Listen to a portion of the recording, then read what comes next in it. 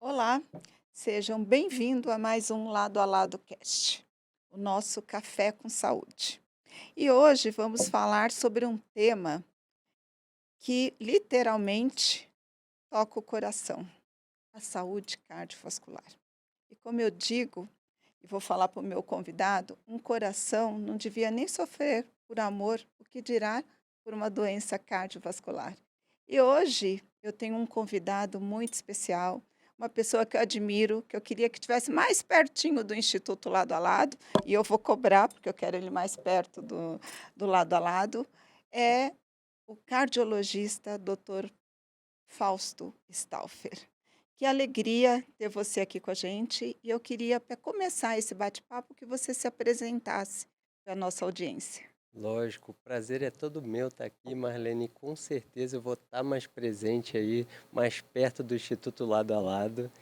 E eu sou, como você falou, Fausto Stauffer, sou cardiologista, trabalho aqui na capital federal, aqui em Brasília. Fui presidente já da sociedade local da SBCDF. Estive envolvido realmente em vários projetos assistenciais da SBC também. E atualmente trabalho na rede privada aqui de Brasília, apesar de já ter sido também da rede pública aqui. E como você falou, realmente o tema que a gente vai discutir hoje é muito importante e como a gente pode cuidar melhor desse coração para até aguentar quando a gente tiver esses barques emocionais também. Exatamente. E aí, doutor Fausto, 30% das mortes no Brasil são causadas pelas doenças cardiovasculares.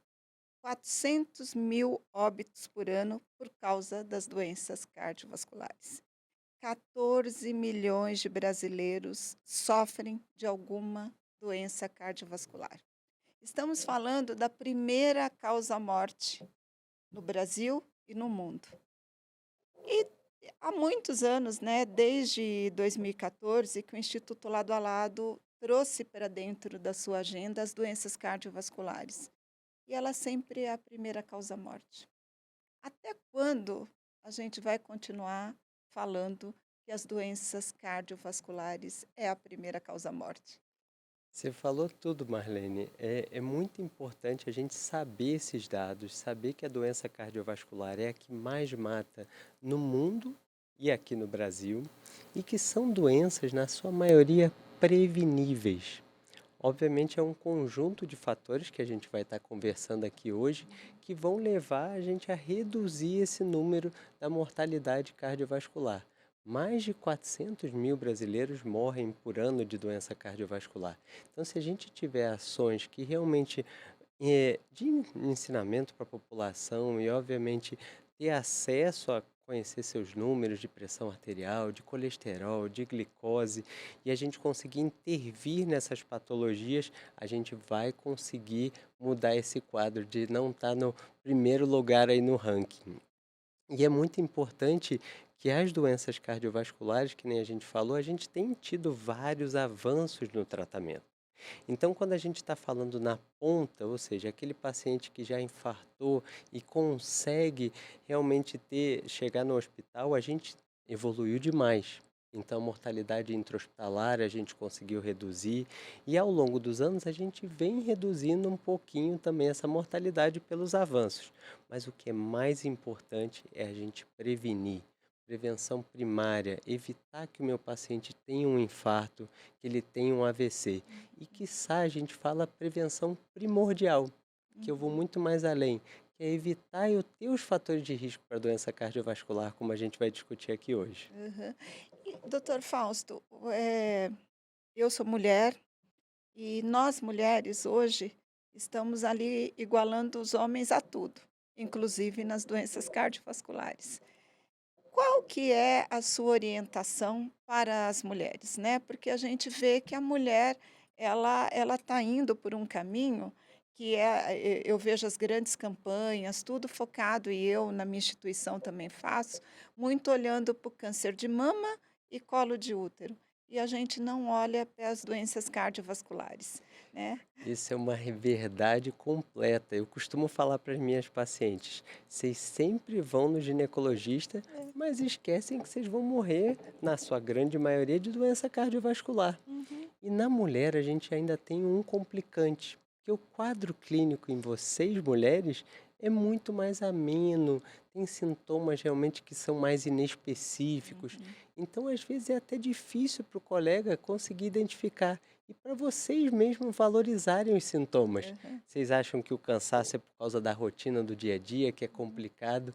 Não, não pensem nisso. Vocês precisam fazer um check-up cardiovascular completo para que a gente possa detectar de forma precoce. Inclusive, o infarto em mulheres, ele é mais diferente não só nos sintomas, mas como também o mecanismo. uhum, Vocês mulheres, vocês infartam por outros mecanismos que não aquela formação típica de placa de ateroma que vai obstruir o vaso. Então, a gente uhum. tem vários mecanismos diferentes no sexo masculino. E como você falou bem, vocês já estão igualando aos homens. Então, 47% ali acaba sendo representado pelo sexo feminino. Uhum. Você trouxe no início aqui do nosso bate-papo, eh, uma coisa que para mim é muito valiosa nas doenças cardiovasculares, que é a prevenção. Nas doenças cardiovasculares, você consegue prevenir vários fatores de risco. Obesidade sempre foi um um uma doença que foi deixada de lado. Na verdade, era aquele estigma que o meu paciente ele tem obesidade porque Uhum, ele não faz atividade física e porque ele come muito, come mal. Mas na verdade a gente sabe que não é isso. Obesidade é uma doença, a gente costuma falar que é uma doença crônica, progressiva e recidivante. Ou seja, ao longo do tempo, quanto mais tempo eu fico com a obesidade, mais difícil de eu vencê-la. E quando eu emagreço, eu tendo realmente a voltar a ganhar peso. Então é muito importante a gente manter um estilo de vida saudável sempre uhum, e quiçá utilizando medicações, que a gente tem medicações hoje muito boas para tratar a obesidade. uhum, Do ponto de vista cardiovascular, os cardiologistas não valorizavam a obesidade de jeito nenhum como um fator de risco. Via lá a pressão, tratava o colesterol, tratava a glicose, mas não passava nenhum remédio para peso, não conversava a fundo com o paciente sobre peso, uhum, e isso teve que mudar. E uhum, está mudando. Então a gente tem as classificações novas de obesidade, não só o IMC, que a gente usa de ponto de vista populacional, mas a gente hoje em dia tem usado composição corporal, uhum, ou seja, percentual de gordura, e a gente sabe que o paciente que tem obesidade, ele tem um maior risco cardiovascular, independente se ele tem pressão alta, colesterol alto ou glicose alta. Não existe mais aquele paciente com obesidade metabolicamente saudável. Porque o paciente, às vezes, ele está com sobrepeso ou com obesidade e ele fala assim: Mas doutor, minha pressão é boa, meu colesterol é bom, meu açúcar no sangue é bom. Mas mesmo assim, o paciente com obesidade tem maior risco cardiovascular. Vai ter maior mortalidade, uhum, vai ter mais infarto, AVC e insuficiência cardíaca. A uhum, gente pode até um pouquinho além, vai ter mais arritmia. sim. E aí olhando para fases da vida, né, qual que é a idade inicial para você começar a ter um olhar preventivo para as doenças cardiovasculares? E olhando também, eu quero que você já vá para outra ponta, hoje a nossa pirâmide inverteu, né, a nossa população, hoje daqui a pouquinho, né, nós vamos ter um número de idosos aí, altíssimo, né, e o país, ele até agora, ele não se preparou para isso. Como que você, como um cardiologista, tem orientado os seus pacientes e como que as pessoas elas podem envelhecer com mais qualidade, olhando e cuidando do seu coração? Perfeito, Marlene, você sempre vai no ponto. É muito importante que a gente eduque as nossas crianças. Ou seja, educação na escola sobre doença cardiovascular vai mudar esse fenômeno que a gente tem hoje em dia das doenças cardiovasculares serem a primeira causa de morte.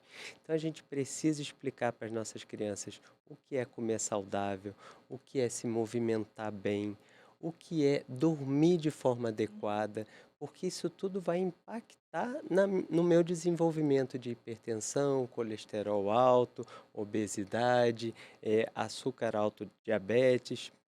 Então eu diria, respondendo bem objetivamente, que a gente tem que melhorar a educação das nossas crianças, porque a gente fazendo isso, a gente vai conseguir controlar mais os fatores de risco. É o que a gente chama de prevenção primordial. Uhum, E uhum, aí a gente pode até discutir aqui, eu posso ir mais a fundo, de o que a gente deve recomendar do ponto de vista de alimentação, de uhum, exercício, de uhum. sono, porque essas recomendações elas já estão bem O que você recomenda? identificadas.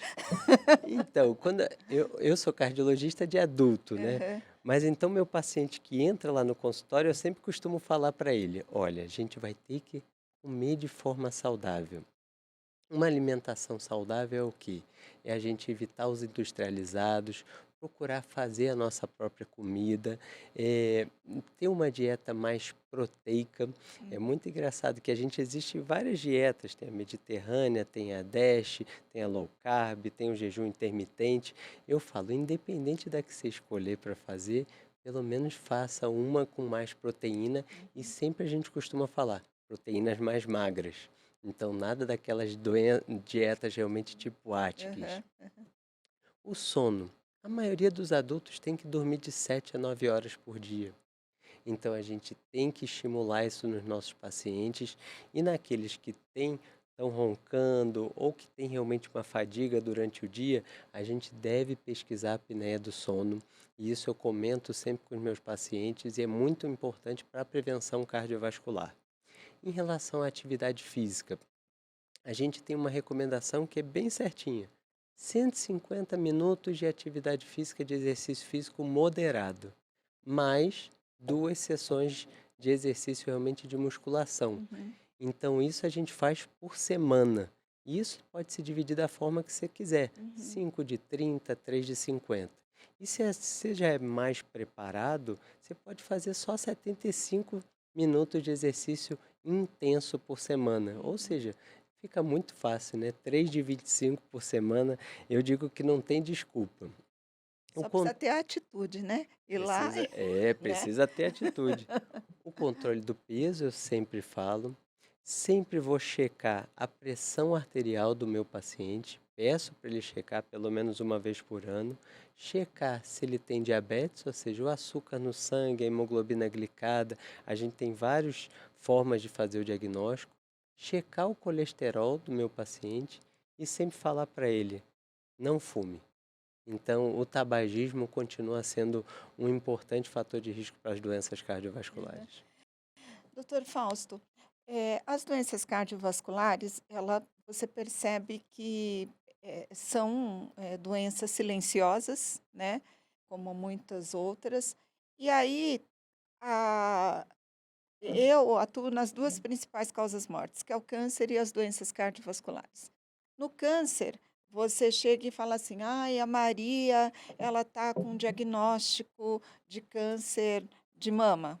Aí todo mundo já fica assim: "Nossa, a Maria, ela vai ter dificuldade, né? A Maria, né? Aquela coisa". Aí você vira e fala assim: "O seu José, ele teve um infarto fulminante". "Ah, mas ele morreu, dormindo, ele não sofreu", né. Você pega os idosos, assim, os nossos avós, eles falam: "Não, fulano morreu dormindo, morreu em paz, né, tranquilo". E aí você vê essa diferença, né, nas doenças cardiovasculares.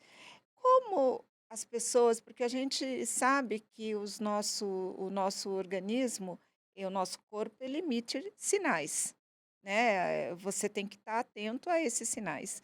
Nas doenças cardiovasculares, como que as pessoas elas podem ficar atentas a isso? Lógico que tem que fazer um check-up, aquela coisa toda. Sim. As pessoas não fazem, né? Então, como que eu consigo manter o meu coração saudável? Isso é essencial da gente estar conversando aqui, Marlene. Como você falou muito bem, os fatores de risco para doença cardiovascular, eles são silenciosos. Então eu preciso medir minha pressão arterial, dosar meu açúcar no sangue, dosar o meu colesterol, porque nada disso dá sintoma. Aquela Uhum. história de que pressão alta dá dor na nuca, isso tudo, na maioria das vezes você é completamente assintomático. Pode estar com 20 de pressão e não vai sentir nenhuma dor de cabeça, nenhum mal-estar. Então, a primeira coisa que a gente recomenda é: conheça os seus números. É muito fácil hoje em dia ir numa farmácia, aferir a pressão arterial, fazer um exame rápido de glicose. Então, esse é o primeiro ponto. Segundo ponto, sintomas de doença cardiovascular. São vários sintomas que a gente pode ter. O infarto, a gente costuma falar que qualquer dor que você tenha, daqui da mandíbula até o umbigo, pode ser um infarto agudo do miocárdio. Muita gente se confunde quando está com uma dor epigástrica, sendo alguma coisa de gastrite, e na verdade é um infarto agudo do miocárdio. E a formação de placas no nosso organismo, ela também é assintomática. Então a gente vai fazendo as plaquinhas, vai tendo obstruções ali em torno de 50%. Essas placas não dão sintomas nenhum, não alteram o nosso teste ergométrico, que é o teste de Aham, esforço que a gente aham. faz, e mesmo assim a gente pode infartar. Então a gente deve sempre buscar identificar a doença aterosclerótica, que é essa doença de formação de placas. Porque uma vez que eu tenho ela, Uhum. muda totalmente o meu risco cardiovascular. Se eu mudo o risco cardiovascular, eu vou intervir de forma mais, digamos, eficaz. Aham. Doutor Fausto, eu queria, você já falou um pouquinho aí da hipertensão, porque você vê muitas pessoas hoje, eu posso estar equivocada, mas eu acho que se você quiser ter um controle assim básico, né, das doenças cardiovasculares, você tinha que focar na hipertensão. Porque a hipertensão acaba sendo, um termômetro aí para você cuidar e começar a ficar atento ao coração. E agora há pouco tempo, né, eu passei a minha vida inteira, né, falando da pressão, né, 12/8, né. Sim. E agora, né, a sociedade vem falando que não é bem assim, né. Como que você orienta as pessoas que estão aqui nos assistindo e para entender um pouquinho, né, da importância de você acompanhar, né, a sua pressão, né, alta ou não, e também a questão do 12/8, né? Sim, isso é muito importante. A hipertensão ela é um fator de risco igual que a gente tem de diabetes, de tabagismo, mas é um fator de risco que é muito fácil da gente identificar, Uhum, porque você tem a medição da pressão, você não depende de laboratório, não depende de nada. Você senta o paciente, vai ter duas medições em dias, obviamente, separados, e você já consegue ter o diagnóstico de hipertensão. aham, E a hipertensão, ela não é só um fator de risco para infarto. Ela é o principal fator de risco para AVC, uhum, por exemplo. O AVC hemorrágico, a gente sabe que uma pessoa que tem hipertensão, ela tem 5 vezes mais chances de ter um AVC hemorrágico, aquele que sangra, do que as pessoas que não têm pressão alta. E assim como na diabetes, no colesterol, a pressão, a meta dela vem cada vez mais sendo reduzida. Obviamente que não vai ser um valor baixo para todo mundo, uhum. mas aqueles que estão em prevenção mesmo primária, que nunca tiveram eventos, que não têm as placas, a pressão realmente mais baixa se mostrou melhor do que o nosso famoso 12/8. Então, os pacientes tiveram menos eventos cardiovasculares. Então, só deixando bem claro que se eu já for um idoso, eu já tenho doença vascular estabelecida, eu não vou ter essas metas tão baixas porque eu tenho que manter o meu fluxo sanguíneo cerebral adequado.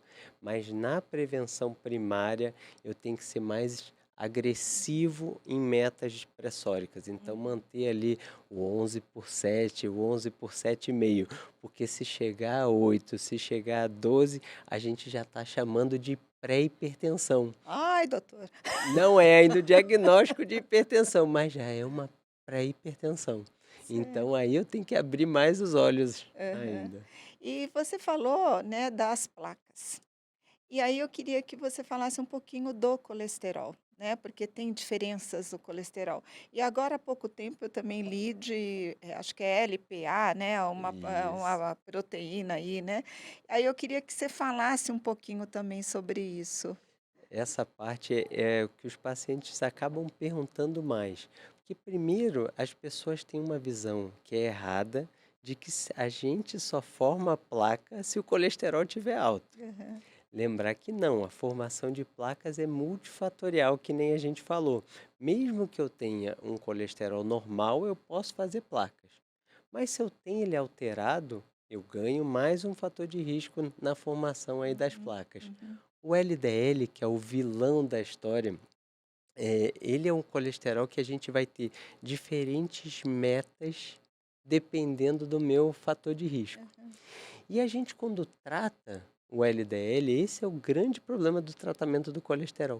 O paciente ele não sente nada, às vezes até sente um efeito colateral da medicação que está aham, tratando, aham. mas ele não vê benefício nenhum. Porque o benefício do tratamento do colesterol vai ser muito a longo prazo, Marlene.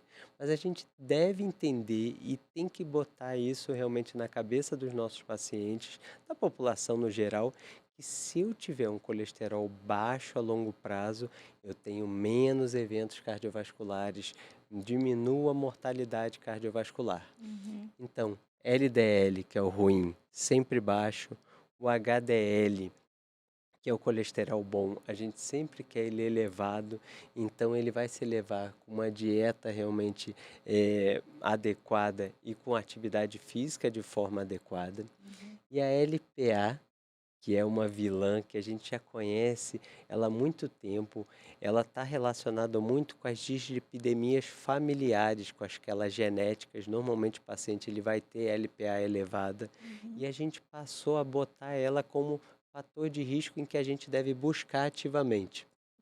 A LPA alta aumentou AVC, aumentou infarto, aumentou morte cardiovascular. E a gente atualmente tem medicações que reduzem LPA e que parece que vão reduzir também evento cardiovascular. Isso foi a grande mudança, porque a gente já conhecia o risco da LPA, mas a gente não tinha como tratá-la de forma eficaz. A gente tinha medicações que reduziam o valor de LPA, mas não reduziam o evento, era só para uhum. inglês ver. E agora nos Estados Unidos a gente já tem a liberação aí pelo FDA e a gente espera que em breve essas medicações também cheguem aqui no Brasil. E você falou um pouco da parte genética, né. Como que uma família ela pode acompanhar esses fatores genéticos, né? Porque muitas vezes, que nem colesterol, às vezes você acha que você fazendo uma atividade física, você mudando a sua alimentação, você explicou aqui super bem. Agora, como que uma família ela pode ficar atenta e acompanhar, essa carga genética, né? Normalmente, quando a gente tem muitos eventos cardiovasculares na nossa família, a gente pode É um sinal. pesquisar, que é um grande sinal de que você tem alguma coisa genética que predispõe a isso. Uhum, Se você vê um colesterol alto, normalmente vai ser aquele perfil de colesterol em que você olha o colesterol total alto, o HDL muito bom, mas um LDL lá nas alturas. uhum, Normalmente a gente costuma falar um LDL acima de 180, então você deve pensar que você tem uma dislipidemia familiar. E é muito legal porque a gente tem grupos de pesquisa aqui no Brasil, um dos grupos é do INCOR, uhum. inclusive, e que eles fazem essa pesquisa genética gratuita. Ah, que Então interessante. isso é super interessante porque você, se não tiver condições de fazer esse diagnóstico, você faz gratuito. O Uhum, grande problema é que a maioria das dislipidemias, elas são heterozigóticas, Ou seja, eu não tenho o gene em que eu não vou ter o receptor para tirar o LDL do sangue. Eu só tenho ele um pouquinho defeituoso, digamos assim. Então não fico com aqueles valores extravagantes de LDL. Porque quando a gente tem a homozigótica, essa daí a gente faz o diagnóstico quando criança, que Aham. começa a ter sintomas com chantelasma, que são acúmulo de colesterol no olho, Uhum. e quando a gente dosa o LDL dessas crianças, está acima de 500. Então aí a gente não tem dúvida nenhuma que é uma dislipidemia familiar. Mas infelizmente a maioria dos casos são heterozigóticos e a gente só vai fazer o diagnóstico se eu observar que eu tenho muitos eventos cardiovasculares na família, se eu dosar o meu colesterol. Agora eu queria falar de um outro tema que, eu tenho visto agora muito na mídia, e eu acho que muitas pessoas também têm ficado um pouco em dúvida, né, que são as cardiomiopatia, né. Aí você vê, de repente, um atleta, né, acabou tendo ali, né, um infarto Nossa. fulminante ou sei lá, algum tipo de evento ali, e muitos veem a morte súbita, né.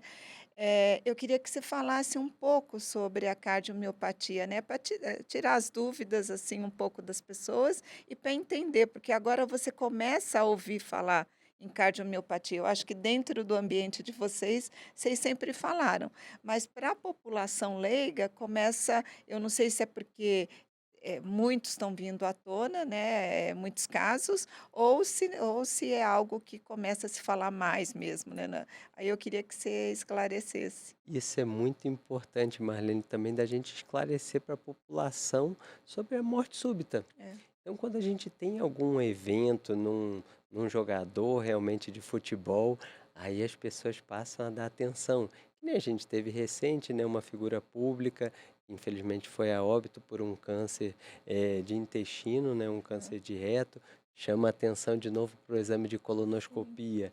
E a morte súbita é a mesma coisa. A chance da gente ter morte súbita fazendo atividade física, ela é mínima. Uhum. Por isso que até alguns estados não exigem mais atestado médico para realização de exercício físico, Uhum. já que é muito baixa a chance da gente ter morte súbita. É muito melhor a gente fazer atividade física e a gente vai estar evitando muito mais evento cardiovascular. Mas existem algumas cardiomiopatias que realmente predispõem a isso. São cardiomiopatias em que eu vou ter problemas lá na célula do coração, dos canais de potássio, e isso predispõe eu ter arritmias cardíacas. E tem algumas patologias que também deixam o nosso coração muito hipertrofiado. Que nem acontece com o nosso músculo, quando a gente faz uma musculação, o músculo do coração ele cresce. Essa é uma cardiopatia que todo mundo escuta bastante, que é chamada de hipertrófica, que inclusive chegou no Brasil já uma medicação, infelizmente uma medicação de alto custo, e que trata a cardiomiopatia hipertrófica. Mas essa doença, que é facilmente diagnosticada por um ecocardiograma, Uhum. Uhum. ela também predispõe à morte súbita, predispõe a se ter arritmias malignas. Então, assim, para fazer atividade física, quando a gente vai fazer ela competitiva, existe todo um tipo de screening que a gente vai ter que fazer. Quando eu vou fazer atividade física geral, recreativa, a gente costuma falar: se você não tem nenhum sintomas, faça a sua atividade física. Tendo qualquer sintoma, vai ter que fazer exames como eletrocardiograma e, quiçá, dependendo da sua idade, até um teste ergométrico. Hum. Acima de 45 anos, vai acabar fazendo um teste ergométrico de todo jeito. Aham. E pegando esse gancho, Marlene, como a gente teve a Covid agora recente, a Covid ela mostrou que pós-Covid e pré-Covid, os eventos cardiovasculares aumentaram muito Uhum. pós-Covid, Uhum. principalmente em pacientes jovens. As pessoas tentam correlacionar isso diretamente com a vacina, mas a gente sabe que o próprio vírus da Covid, o Aham. SARS-CoV-2, Aham. ele é muito trombogênico. Aham. Mas, junto com isso, aumentaram as mortes súbitas. E a morte súbita, nesse caso, a princípio, não é por cardiomiopatia, mas sim por uma patologia que o próprio vírus pode causar, Uhum. e alguns tipos da vacina do Covid também podem causar, que é a miocardite. Ah, É uma interessante. inflamação no músculo cardíaco. Quando eu tenho uma virose, o vírus ele pode ir para o meu coração e o meu sistema imunológico também pode atacar o meu coração, Uhum. levando a uma área de inflamação. Essa área de inflamação é super ritmogênica. Então tem muita gente que não sabe, mas a gente começou a ver muito mais morte súbita pós-Covid Aham. por causa das miocardites, Olha, que que são essas interessante. inflamações do coração. Aham. Doutor Fausto, a gente aqui já passou por vários temas, né? Tá um papo aqui delicioso. Acho que quem está aqui nos acompanhando está adorando esse bate-papo leve, suave. E eu tenho assim um grande desafio nas doenças cardiovasculares, assim, que eu, como líder de organização, a gente fica o tempo inteiro tentando mudar isso, e eu também acho que é um desafio seu no seu consultório, que é a adesão ao tratamento. O que que a gente faz para a pessoa entender que ela tem uma doença crônica e que ela tem que tomar aquelas medicações e que ela tem que fazer tudo isso que a gente falou aqui para que o coração dela fique bem, né? Como que a gente muda isso, doutor? Adesão é um grande problema. Não adianta nada eu ter um remédio muito bom, ter um profissional que realmente saiba prescrever essa medicação, se o meu paciente não vai tomar. Se Uhum, ele não toma, ele não tem o benefício. Na maioria das vezes, que nem a gente falou, os fatores de risco cardiovasculares, eles não dão sintoma. Ou seja, eu vou começar a tomar um remédio para uma doença que eu nem sinto nada. E a segunda coisa, depois que eu comecei a tomar o remédio, eu continuo sem sentir nada, não vejo nenhum benefício dessa medicação. Então, primeira coisa, educação. uhum, Então, saber orientar os pacientes do benefício que ele vai ter com aquela medicação, fazer ele entender que ele tem uma doença crônica e que essa doença ela não vai se curar, ela só vai ser controlada. uhum, Então, essa é a primeira coisa. uhum, Segunda coisa que a gente costuma falar que é muito importante é utilizar medicações que são de dosagem única diária. Então tem que facilitar para o meu paciente essas medicações. E quiçá juntar medicações no mesmo comprimido. Então a gente já tem os antipertensivos que tem dois, três ingredientes ativos ali dentro, fármacos ativos. Isso é muito importante na adesão do meu paciente. Terceira coisa, escolher medicações que dão pouco efeito colateral. E por último, e que tem melhorado bastante, são as medicações que são de uso, que têm efeitos mais prolongados. uhum, São medicações de uso semanal, mensal, trimestral, semestral. Então a gente já consegue tratar hoje colesterol com uma única injeção subcutânea a uhum, cada 6 meses. uhum, Então isso não tem como, eu não dependo do meu paciente ali estar tomando remédio todo dia.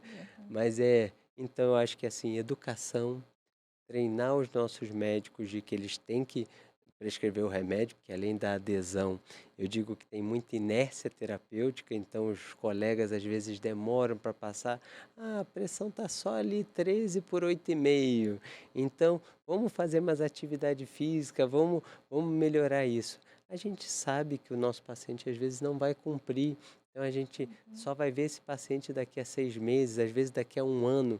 A gente começa uma medicação que não vai ter efeito colateral nenhum para ele e vai controlar essa pressão de forma adequada. É. Você trouxe uma coisa aí tão interessante, doutor Fausto. Nós participamos de uma pesquisa que foi uma pesquisa internacional e que o Instituto foi convidado a participar, que era de colesterol alto, né? E aí, nós conseguimos incluir pacientes do Brasil nessa pesquisa. E aí, uma das queixas que apareceu nessa pesquisa foi exatamente isso que você trouxe. Os pacientes, eles manifestavam dificuldade em ter que administrar várias medicações. Né? E eles falavam, tinha que ter uma injeção que a gente tomasse assim e que ficasse algum tempo, ou a cada 6 meses, porque aí eles mostravam assim, né, as cartelas. Teve até um paciente que a mulher ela teve que parar a sua atividade profissional para acompanhá-lo para cuidar, né, virou uma cuidadora. Por quê? Porque ele tem, assim, são vários medicamentos que ele tem que tomar. Então isso acaba sendo um dificultador aí, né, para o paciente administrar. Então você trouxe isso de uma forma tão sábia. Eu achei, foi a primeira vez que eu ouvi alguém falando com tanta clareza e orientando e mostrando, né, que existe possibilidades de fazer esse manejo, né. Não, que bom, Marlene, eu agradeço. E é legal das pessoas, realmente é muito importante que a população saiba disso. Tivemos um estudo, inclusive, que foi publicado na New England, isso há mais ou menos 2 ou 3 anos, que foi com a Polipil, que era uma pílula que tinha antihipertensivo, aspirina, remédio para colesterol na mesma pílula. E o grupo que usou essa polipílula, versus o que usou os remédios separados, eles tiveram menos evento cardiovascular. Interessante. Então, mostrando como você facilitar o esquema posológico para o paciente reduz evento. Aham. Estamos chegando aqui ao final do Lado a Lado Cast. Adorei esse bate-papo, acho que eu ficaria aqui horas conversando com você, passou tão rápido. E eu queria que você olhasse ali para aquela tela ali e falasse para as pessoas, né, que estão com dificuldade, né, de ter a sua adesão ao tratamento, aquela pessoa que está com dificuldade ali de conduzir, né, a sua jornada aí cardiovascular. Eu queria que você mandasse uma mensagem para essa pessoa. Perfeito, Marlene. Vou mandar essa mensagem aí para todos. Então, a gente precisa lembrar que as doenças cardiovasculares, elas matam um em cada 3 brasileiros. Então, quando a gente está num grupo de 3, você tem que lembrar que uma dessas pessoas vai morrer de doença cardiovascular. E se você não quer ser uma delas, você deve conhecer os seus números de pressão arterial, de glicose, de colesterol, seu peso, deve controlá-los, seja com mudança de estilo de vida, que é fazer atividade física de forma regular, ter uma dieta controlada, dormir bem, seja com medicações. E se você for prescrito uma medicação para uma dessas patologias, use os remédios de forma regular. Essas doenças, elas são crônicas, você não vai curar elas, você vai precisar de controle a longo prazo, inclusive às vezes aumentar a dosagem desses remédios. Então não adianta começar o remédio e simplesmente largar o acompanhamento. Então vai ser muito importante se acompanhar aí com um cardiologista, com um clínico, com um médico de família, porque são patologias que podem ser acompanhadas por um não especialista. Doutor Fausto, muito, muito obrigada.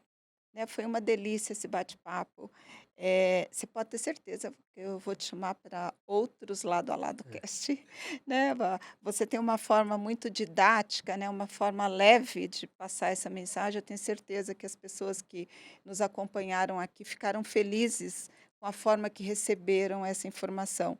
E um dos nossos pilares no Instituto Lado a Lado é levar informação de qualidade, né. E é isso que a gente está fazendo aqui nesse Lado a Lado Cast.